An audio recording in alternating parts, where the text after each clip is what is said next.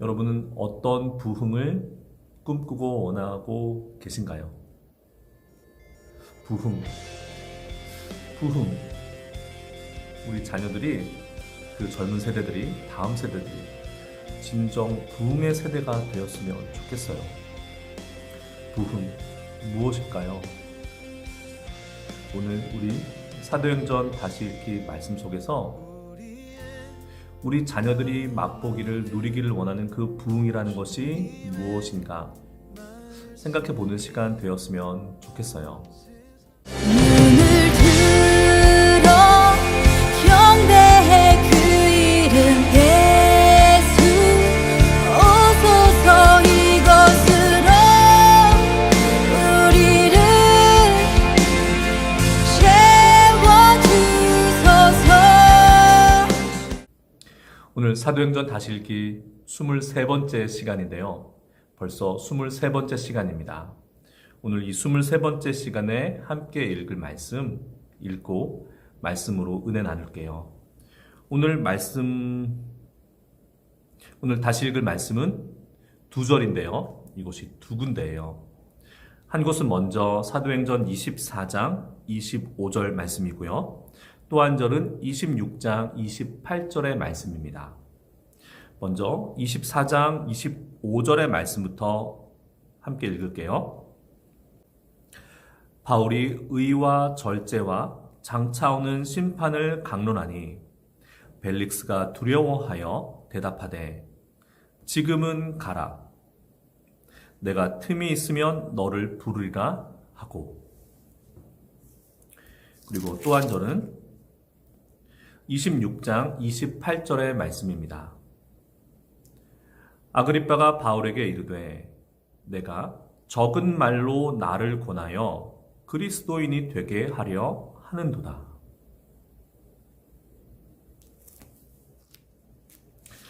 보통 말씀을 읽으면 우리 아멘 이렇게 맺는데 오늘은 아멘 이렇게 할 수가 없는 말씀이에요. 주님의 말씀도 아니고 주님의 말씀을 대언하고 있는 사도의 말씀도 아니고 오늘 이 두 구절은 총독 벨릭스와 갈릴리 분봉왕 아그리빠 2세의 말이기 때문에 그래요.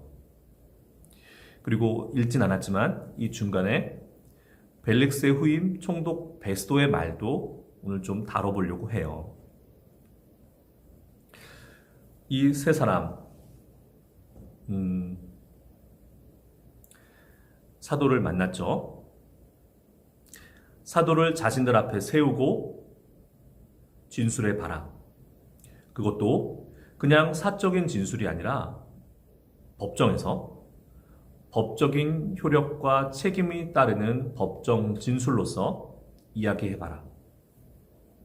바울 사도는 당당히 그리고 차분히 복음을 증언해요. 자신의 무죄를 항변하는 것 그 자체가 사실은 복음을 변증하는 일이에요.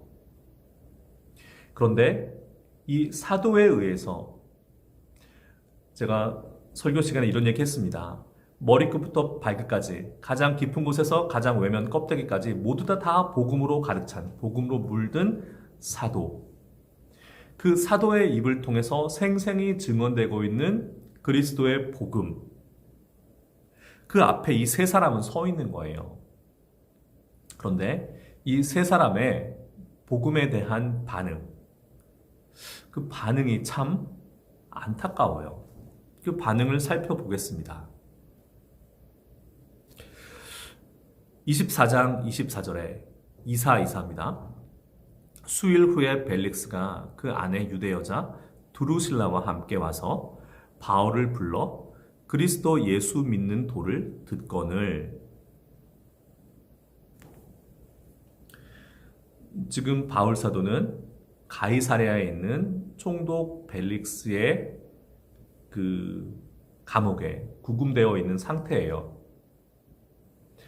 그곳에서 지난주 대제사장 아나니아와 그의 변호사 더둘로에 의해서 제기된 재판이 열렸고 그 재판 결과 뾰족한 무슨 죄 혐의를 발견할 수가 없었어요.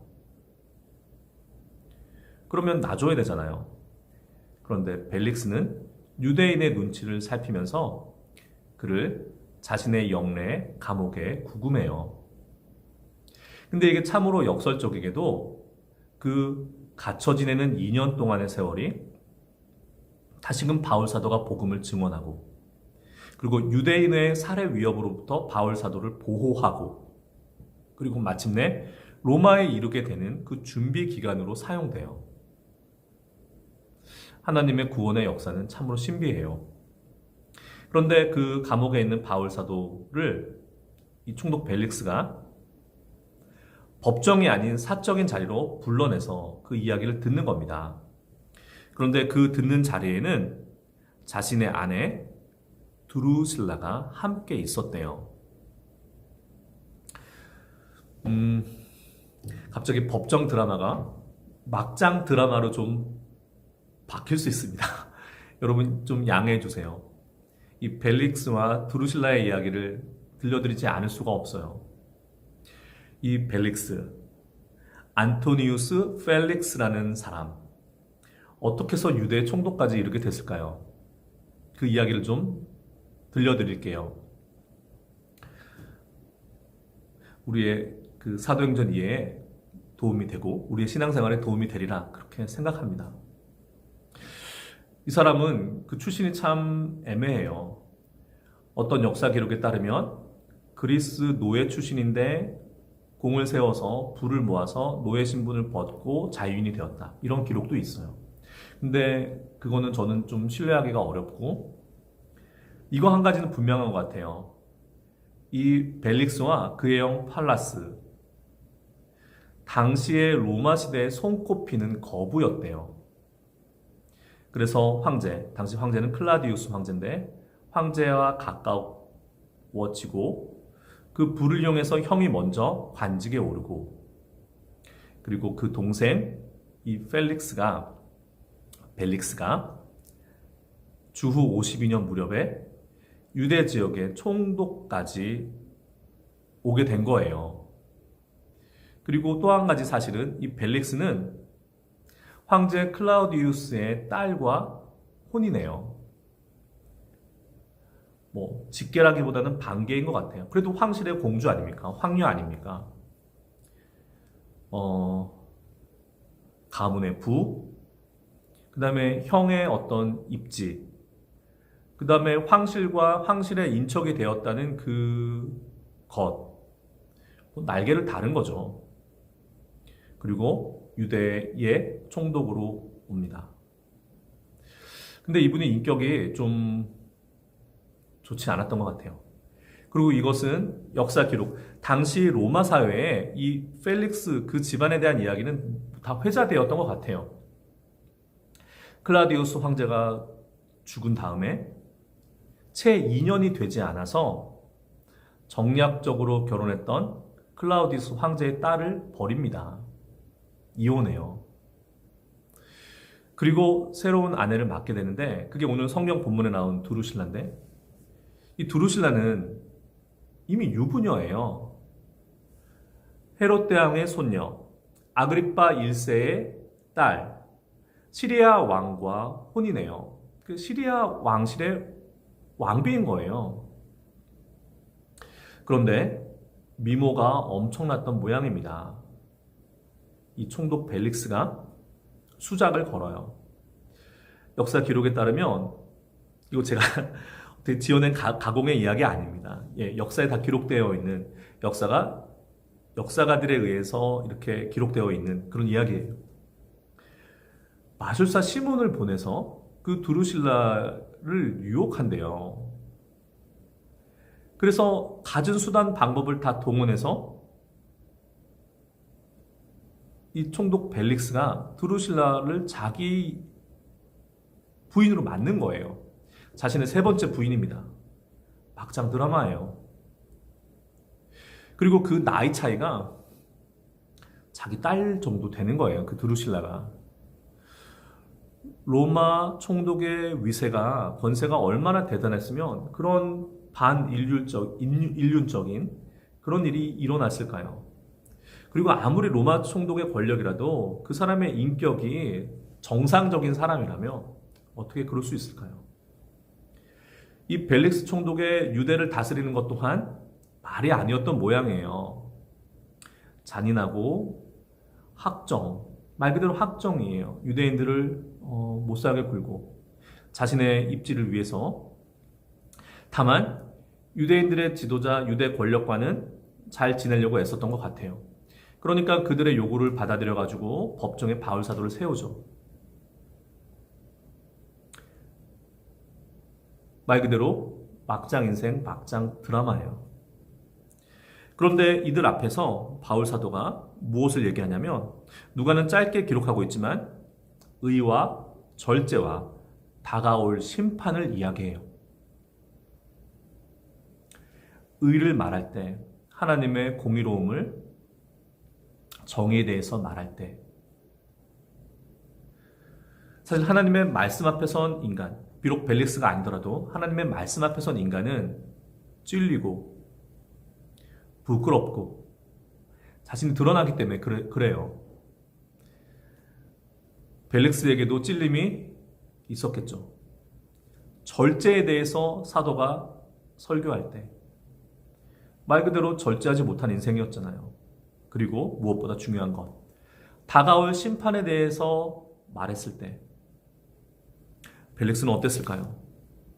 그의 아내 두루실라는 어땠을까요? 이들 앞에 하나님께서는 복음을 들려주시고 회개할 기회를 주신 거예요. 사도의 입을 통해서요. 그런데 벨릭스의 반응이 어떻습니까? 오늘 함께 읽은 본문처럼 벨릭스가 두려워하되 지금은 가라. 내가 틈이 있으면 너를 다시 부르겠다. 듣기는 들은 거예요. 찔림이 있습니다. 무언가 평소와 다른 걸 느낀 거예요. 그런데 지금은 가라. 내가 다음에 미룹니다. 미룬 거예요. 그때 만약에 벨릭스가 그 자리에서 복음 앞에 반응했더라면 그 이후에 벌어질 개인적인 그리고 역사적인 비극은 일어나지 않았을 거예요. 무슨 일이 있냐면 벨릭스는 그 이후로도 사도를 청해서 들었던 것 같습니다. 그러나 돌이키지 않아요. 어떤 일이 벌어졌냐? 이스라엘에서 너무나도 그 총독의 통치가 가혹하니까 계속해서 소요가 일어나고 또 로마에 대해서 뭔가 이렇게 탄원이 들어가는 거죠. 예.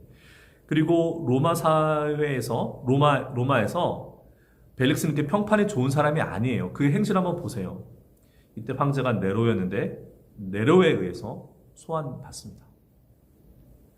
그리고 총독의 모든 지위를 다 박탈당하고 자신의 아내 드루실라와 그 사이에 아들이 하나 있었대요. 그 아들과 함께 여러분 폼페이 최후의 날에서 우리 알 수 있듯이 그 이탈리아의 베수비오 화산 있지 않습니까? 그 지역에 살다가 화산의 폭발과 함께 재에 묻히는 운명을 맞아요. 그렇게 안토니우스 펠릭스 베스터 총독의 운명은 마감됩니다. 만약에 베스도가 바울 사도와 그렇게 1대1로 만날 수 있는 그런 기회에 사도의 입을 통해서 하나님께서 들려주신 복음에 반응하여서 돌이키고 회개하고 하나님께로 돌아왔다면 어땠을까 생각해 봅니다. 베스도는 오늘은 아니야. 미뤘어요. 내일. 그러나 여러분, 내일이면 늦습니다. 복음 앞에 우리에게 삶의 어떤 순간에 하나님의 음성이 들려왔을 때, 그리고 그것이 하나님의 음성은 아니지만 상황을 통해서 나에게 뭔가 돌이키고 회개할 기회가 왔을 때, 그때 잡아야 돼요. 내일이면 늦어요. 베스도는 우리에게 그 이야기를 들려주고 있습니다. 그리고 이것은 단순히 베스도를 향한 이야기만은 아니에요. 지금 이 누가의 기록은 재판관 데오빌로의 손에 들려 있습니다. 데오빌로와 로마의 지도자들, 누가는 그들에게도 똑같은 메시지를 던지고 있어요. 복음에 반응해라. 하나님이 내민 손을 뿌리치지 말아라. 베스도를 봐라. 너희들이 잘 알고 있는 그 총독 베스도를 봐라. 그 결말이 어땠는가? 바울은, 누가는 메시지를 전하고 있습니다. 그 후임 이름 헷갈리네요. 벨릭스의 후임 베스도, 보르기오 베스도, 영어로는 포르시우스 페스투스.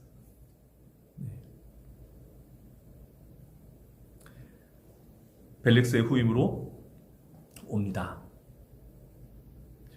총독이 와서 8일 만에, 가이사랴에 온 지 8일 만에 예루살렘에 올라가요. 왜냐면 유대인 지도자들과 이제 안면 터야 되잖아요. 서로 상견례 해야 되잖아요. 그때 이 유대인 지도자들이 바울 사도의 존재에 대해서 이야기해요. 지금 전임자 벨릭스의 감옥 안에 있는 바울이라는 자, 그자 우리 손에 넘겨달라. 그자 정말 위험한 자다. 베스도가 그 이야기를 듣습니다. 그리고 알아볼 거 아닙니까? 그러면서 이렇게 이야기하죠. 가이사랴로 여러분이 내려오세요. 네. 우리 가이사랴에서 함께 다시 한번 그 사람 그자 불러다가 우리 한번 들어봅시다. 노련한 사람이네요. 그렇게 돼요. 네. 그리고 새로운 총독에 부임하니까 갈릴리의 분봉왕 아그리빠 2세가 자신의 아내 왕비 버니게와 함께 총독에게 나옵니다. 이 영민한 베스도는 이때 한꺼번에 아그리빠, 버니게, 그 다음에 유대의 그 제사장들 다 모인 자리에서 바울 사도를 다시 불러요. 그리고 사도의 이야기를 좀 들어보게 됩니다. 이때 사도가 그 자리에서 자신의 사도됨과 자신의 구원받음과 자신의 사명과 그리스도의 복음에 대해서 증언하게 돼요. 사도행전에 3번 기록되어 있는 바울 사도의 회심 체험에 대한 이야기가 그 안에 있습니다. 마지막 회심 체험에 대한 간증이죠. 26장에 그것이 기록되어 있어요. 이 이야기를 듣습니다. 이 이야기를 들은 다음 베스도가 보인 반응은 무엇이었을까요? 오늘 찾아보면 그 반응은, 바울아, 너의 학문이 너를 미치게 했구나. 바울 사도를 너무 그 학문이 많아서 획가닥한 오버 에듀케이티드 매드맨이라고 이야기해요. 안 받아들이겠다는 거죠. 바울 사도의 복음을, 바울 사도가 전한 복음을 안 받아들이겠다는 거예요. 안타깝습니다. 왜 안타깝냐면 이 일이 있은 후 2년 후 바울 사도가 로마에 27장과 28장에 기술되어 있는 그 우여곡절 끝에 로마에 도착한 지 몇 주 후 갑자기 죽어요. 갑자기 죽습니다. 데오빌로가 누가 문헌을 그 손에 받아들어서 읽어보기 불과 얼마 전 총독 베스도는 급사하게 돼요.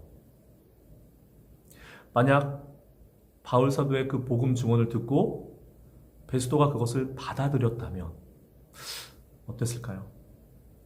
전임자와 똑같은 전철을 밟고 있어요. 내일이면 늦으리. 마찬가지입니다. 내일이면 늦으리. 스페인 말 중에 스페인 말까지 나온, 저 서바나어 스페인어 모릅니다. 근데 스페인 말 중에 유명한 말이 있고 그 속담과 노래가 있어요. 마나나라는 말인데요. 마나나. 영어로 투모로우, 내일이란 말이에요. 근데 그 스페인 사람들을 부르는 노래 중에 만나나 이게 있어요. 그 얘기는 뭐냐면 인생 급할 거 없다. 인생 서두를 거 없다. 오늘을 즐기고 내일 일은 내일 생각하라 해라. 그 스페인 사람들 정열적이고 또한 낙천적이잖아요. 그 민족성하고 잘 어울리는 노래예요. 근데 저는 이 베스도와 벨릭스의 그 복음 앞에서 반응을 보게 되면 마나나 마나나 그 노래가 자꾸 울려 퍼지는 거예요. 뭐 오늘 당장 내가 누리고 있는 것 좋잖아. 더 누려야지. 근데 뭐 내 영혼 있는지 없는지 잘 모르겠고 영원한 세계 글쎄 그런 게 있는지도 잘 없는지도 모르겠고 지금 나는 지금 이게 더 중요해. 그 일은 다음에 마나나 마나나. 여러분 내일이면 늦어요. 오늘 우리 앞에선 이 벨릭스와 베스도는 바로 우리에게 그 얘기를 해주고 있습니다. 그리고 벨릭스와 베스도뿐만이 아니에요. 이 글을 읽고 있는 데오빌로도 마찬가지예요. 데오빌로가 그 이름이 테오필로스, 하나님의 친구라는 이름, 심상치 않다 말씀드린 적이 있는데요. 데오빌로는 이 문헌을 읽고 누가의 문헌을 읽고 누가복음과 사도행전 문헌을 읽고 마음에 큰 변화가 있었을 것이다. 없을 수 없다라고 저는 생각해요. 이제 세 번째 재판관 아그리파 2세. 이분도 또 만만치가 않아요. 어린 나이에 로마에 갑니다. 로마에서 교육받고 로마에서 자라요. 그러면서 황실과 친분을 쌓습니다. 그리고 17살이 되던 해 자신의 부친 아그리파 1세가 갑자기 죽었다는 소식을 듣게 돼요. 로마에 그 소식이 전달됩니다. 우리 사도행전 12장에 보면 그 아그리파가 그때는 아그리파 1세예요. 요한의 형제 야고보 사도를 살해합니다. 예루살렘 교회에 불어닥친 박해예요. 야고보 사도가 순교하죠. 그때 사도행전 12장 21절부터 23절이 이렇게 기록되어 있어요. 주의 사자가 그를 치매 그가 벌레에 먹혀 죽더라. 갑자기 죽은 거예요. 그 소식이 로마에까지도 이제 알려지고 어린 나이부터 로마에 머물며 로마에서 유학하면서 황실과 로마의 유력자들과 친분을 쌓아오던 아그리파 2세가 아버지의 뒤를 이어서 갈릴리 분봉왕이 되어서 이스라엘 땅으로 돌아와요. 그러고 보면 벨릭스 총독의 부인 드루실라, 절세 가인이라고 했던 그 드루실라와 이 아그리파 2세는 친척이에요. 네, 사촌간이라고 볼 수 있어요. 그러니까 총독 벨릭스와도 인척 관계에 있는 거죠. 그런데 그 아그리파 2세의 부인 버니게 누이예요. 친누이예요. 당시 고대사회, 특히나 왕실, 황실에서 근친혼이 이루어졌다. 그러니까 뭐 있을 수 있는 일이다 라고 볼 수도 있지만 기록에 따르면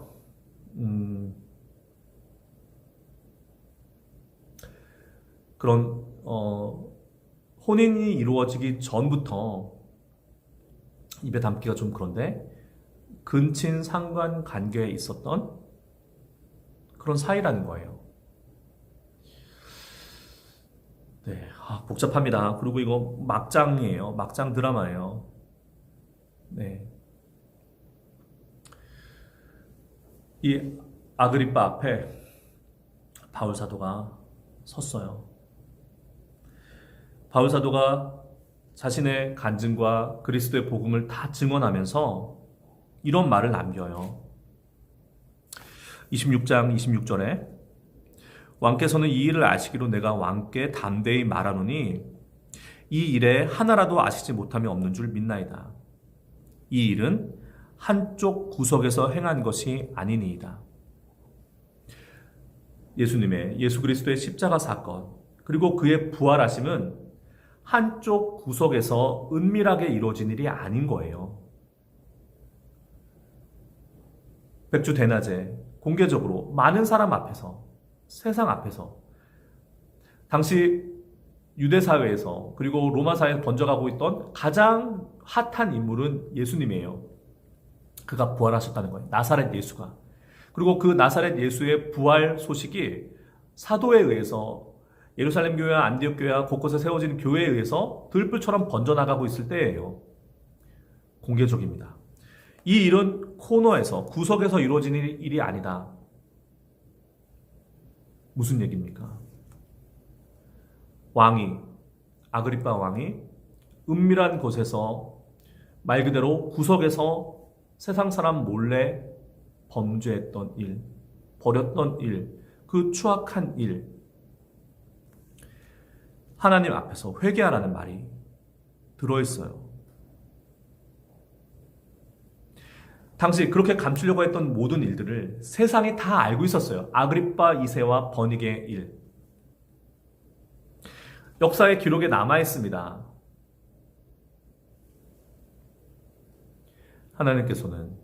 주님께서는 아그리빠에게 회개의 기회를 제안하신 거예요. 그 복음에 대한 회개의 제안에 대한 아그리빠의 반응은 무엇이었습니까? 네가 적은 말로 나를 권하여 그리스도인이 되게 하려 하는도다. 무시하는 겁니다. 그냥 무시가 아니에요. 경멸이에요. 이때 사용한 그리스도인이란 말은 당시에 유대인들이, 로마인들이 예수 믿는 이들을 하찮게 여겨서 낮춰 부르는 험한 말이었어요. 저 예수쟁이들. 네가 적은 말로, 이 적은 말은 적은 분량의 말이라는 뜻도 있고 짧은 시간 안에 한 말이라는 뜻도 있어요. 어쨌든 네가, 제가 표현을 좀 더하자면 그 천한 입으로 하찮은 새치어로 나를, 이 고귀한 나를 그 천한 그리스도를 믿는 그리스도인이 되게 하려는 도다. 사도가 전한 복음과 그 복음의 주인공인 예수님과 그 예수님을 따르는 교회를 모두 다 무시한 경멸하는 말이에요.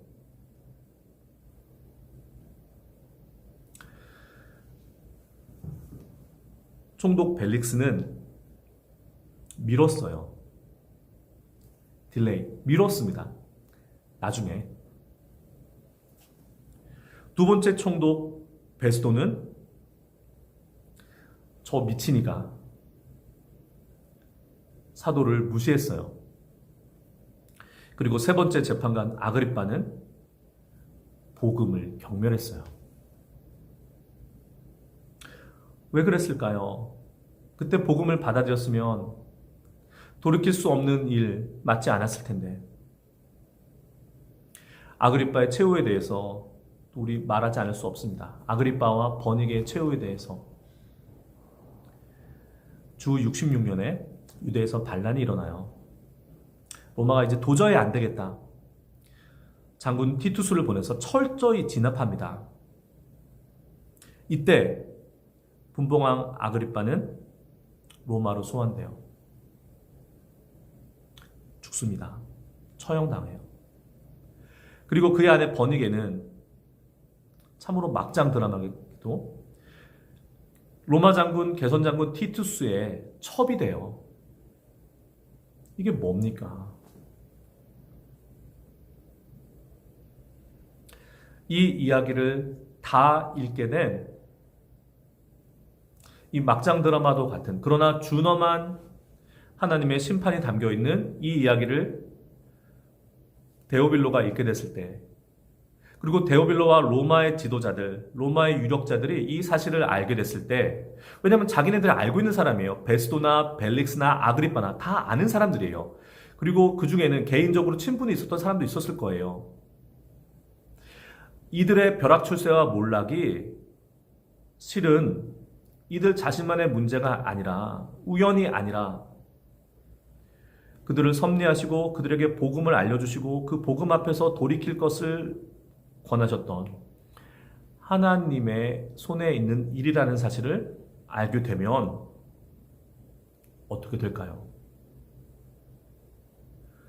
복음을 받아들이지 않을 수 없어요. 복음 앞에 선 이 세 사람의 반응. 그게 2000년 전 그들의 이야기면 우리에게는 별 의미가 없어요. 21세기를 사는 우리와 또 우리가 복음 전해야 될 사람들과 연결시켜 볼 필요가 있습니다. 사도의 입을 통해서 그리스도 예수와 의와 자기 절제와 회개에 대한 촉구와 다가올 심판에 대한 메시지. 우리도 그 앞에 서 있고 우리가 복음 전해야 될 우리의 사랑하는 이들도 그 앞에 서 있습니다. 어떻게 반응해야 될까요? 우리 어떻게 해야 될까요?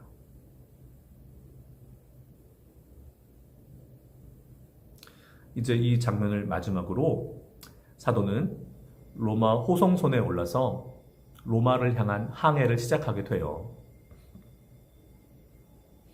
하나님께서, 주님께서 그 부패한 총독, 그 인격적으로 큰 문제가 있었던 그 사람들, 세상 권력은 그 별것 아닌 세상 권력을 움켜쥐기 위해서 윤리도 명예도 모든 것 다 내팽개쳤던 그 세 사람들, 그들에게도 하나님께서는 구원의 복음을 전하게 하셨어요. 사도를 통해서요. 사도가 가이사랴에 머물렀던 그 2년의 세월 동안 그런 일이 일어났습니다. 그리고 누가는 사도의 곁에서 그리스도에 대한, 사도의 지난날에 대한 기록을 꼼꼼히 기록했고, 그것이 지금 문헌으로 만들어져서 로마에 갈 때 함께 그 손에 들려서 로마로 가게 됩니다. 데오빌로에게 건너지게 돼요. 저는 이런 생각을 해요. 데오빌로에게 건네졌던 그 누가의 기록이, 그 문헌이 오늘날 우리 손에 들려 있어요. 누가복음과 사도행전으로요. 그것을 받아들은 데오빌로가 사도에 대한 재판을 진행하고 자신의 삶을 돌이키게 되는 기회로 삼은 것처럼 우리 손에 들려있는 이 복음이, 그리고 사도행전이 우리의 삶을 변화시켰어요. 그리고 우리의 삶을 인도하고 있습니다. 그리고 이것이 누군가 하나님 사랑하시는, 우리들 사랑하는, 우리들 마음에 주시는 그 사람들에게 전해져야 돼요. 앞으로 5번 정도 남은 것 같습니다. 그 이야기 계속해서 따라가 보도록 하겠습니다. 오늘 법정 드라마가 갑자기 막장 드라마로 바뀌게 된 일. 그러나 그 이야기 속에는 복음 앞에 어떻게 반응할 것인가. 베스도와 벨릭스와 아그리파, 드루실라와 버니게, 그리고 데오빌라와 그의 친구들, 로마의 유력자들, 그리고 2000년 세월을 건너뛴 우리 모두에게 주님은 그렇게 물어보고 계세요. 너희들 나의 복음 앞에, 나의 구원의 권면 앞에 어떻게 반응하겠니? 들어라. 변화해라. 그리고 새로워져라. 주님 말씀하고 계십니다.